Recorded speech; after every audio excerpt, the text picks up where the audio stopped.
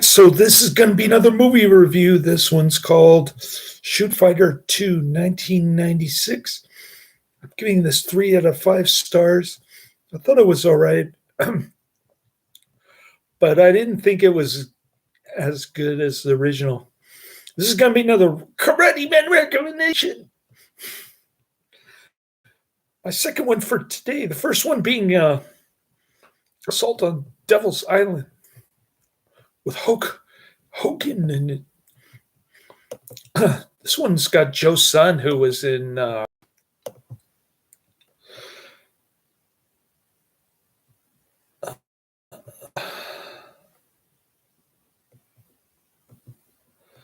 Blood Fist 5, Human Target. He was also in the first Shootfighter, Fight to the Death, 3 years earlier. I don't remember what he was. Maybe he was a referee or something in the first Shootfighter. I don't remember. Anyways, he replaces Martin Cove as the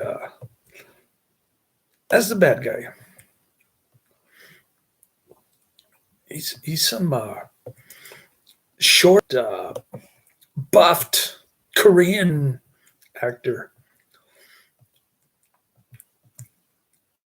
He's got earrings in both ears. I guess that means he's bisexual. I don't know. Why do men wear earrings anyway? I don't understand that. Even if I was straight, I wouldn't want to wear an earring in my left ear. Right? Isn't that kind of like tattoos, body disfigurement, getting an earring? But I guess it's okay for women to get earrings.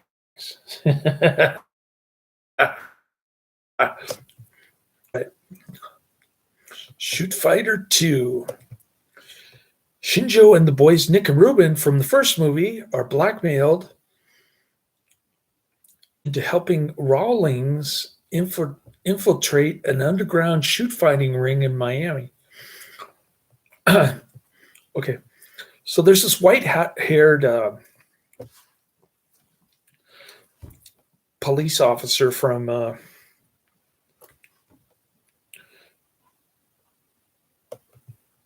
San Francisco. Lieutenant Jameson is his name, I think. Or maybe it's Sergeant Gray, because he's got gray hair. I don't remember his name.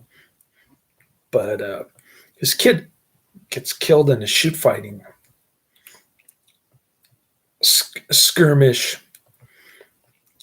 with some shoot fighting gang. They end up stabbing him. I guess he refused to fight to the death. We don't know. These are questions that are unanswered. And there is some skin in this one, some TNA. William Zabka's girlfriend works for the Korean dude, Joe Sun, which in Chinese literally means good morning. Joe Sun. Joe Sun? Yeah, look. This is the actor's name, Joe Sun. He's Korean. In Cantonese, it means good morning.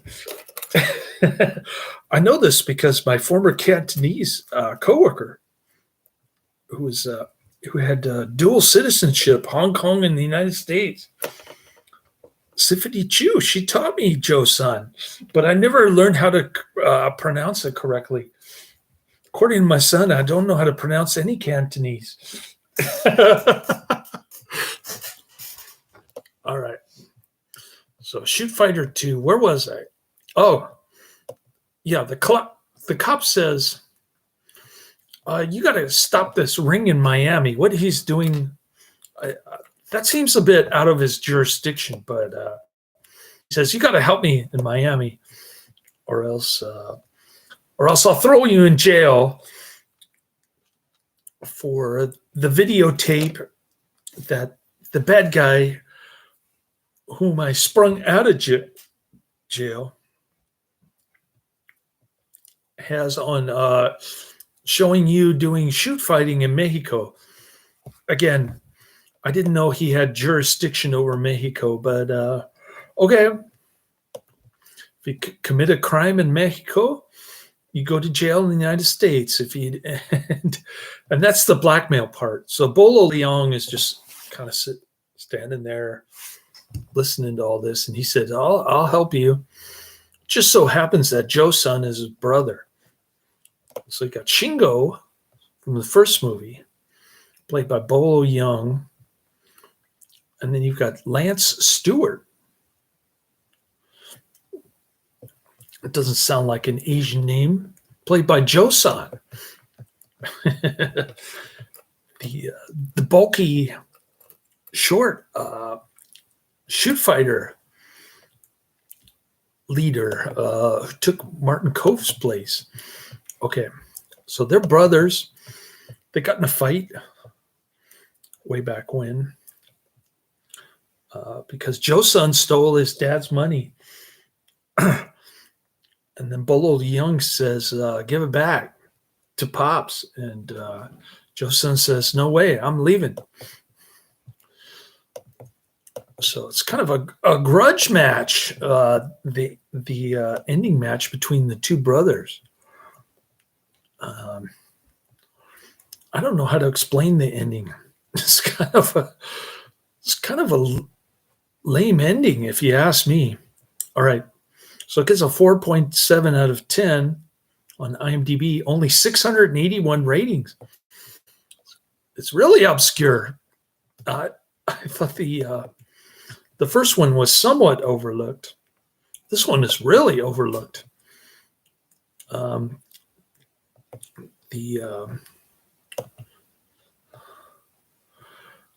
don't think this went straight to video, but looks like a DVD cover says "Kill or Be Killed: The Ultimate Fight to the Death." Doesn't look like a movie poster. It looks like a DVD cover on IMDb. It's got Bolo Yeung and two youngsters from the first Shoot Fighter movie. Anyways.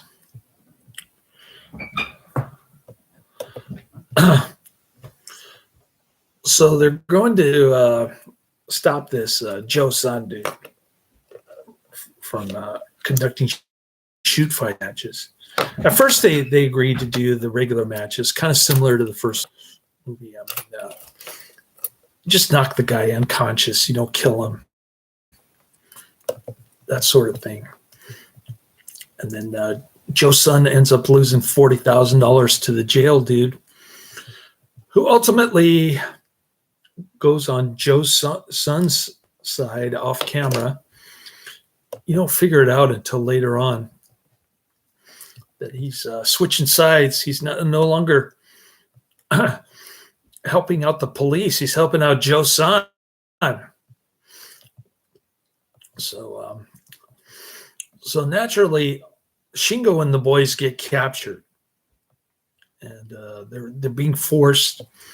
They're being coerced to do shoot fighting under gunpoint. But Shingo manages to pick handcuffs. He's got a handcuff pick in his black belt or something. And he starts beating the crap out of all these bodyguard dudes. And then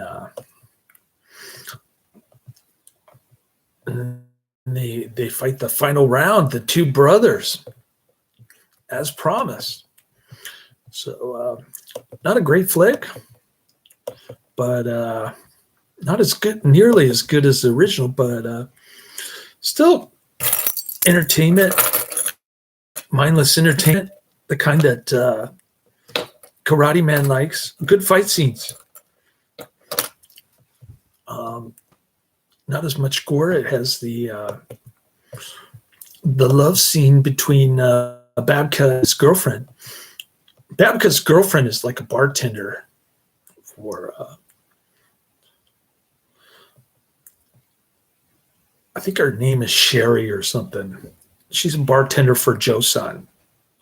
And Joseon told her to reveal herself to the Zabka dude. And so she does, but she says, I like you anyway. Then she ends up getting shot. So there's that part that I forgot to mention. Zabka's really mad now because they shot his girlfriend. What happened to the girlfriend from the first movie? That's my question. All these questions need answers, Karate Man. Please chime in. All right, I guess I'll watch Samurai Cop now.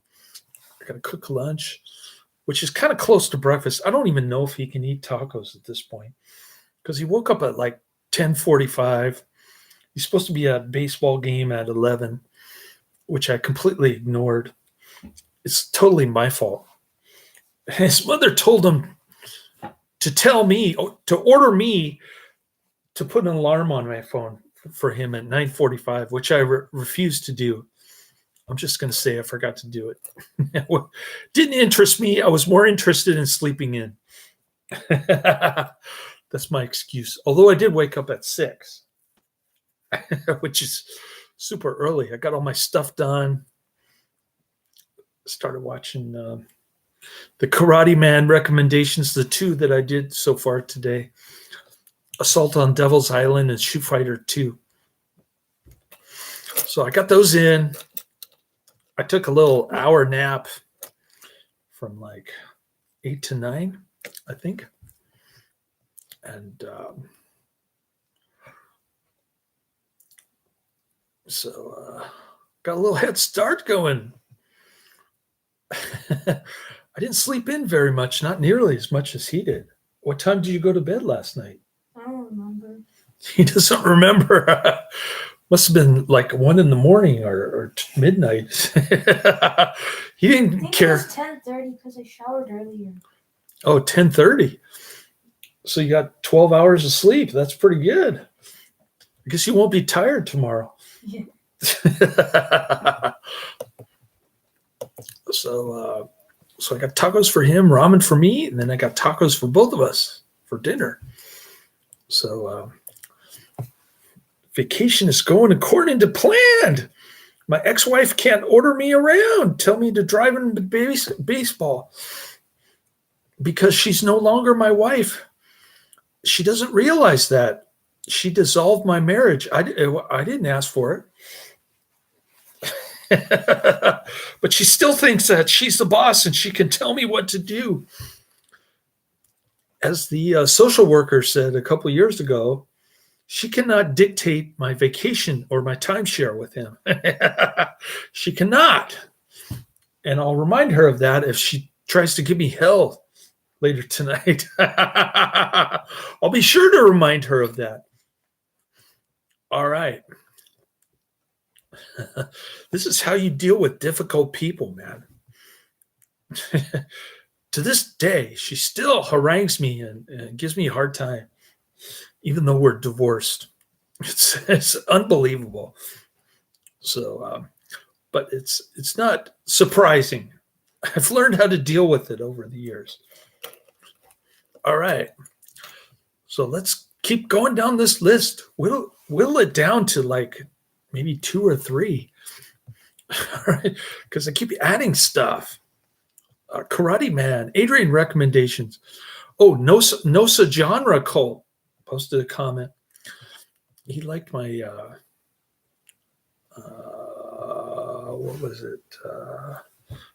Without Warning movie review that Adrian mentioned. He said it was a good flick. So good choice, Adrian. You got 2 thumbs up from from me, and also genre cult. Laters.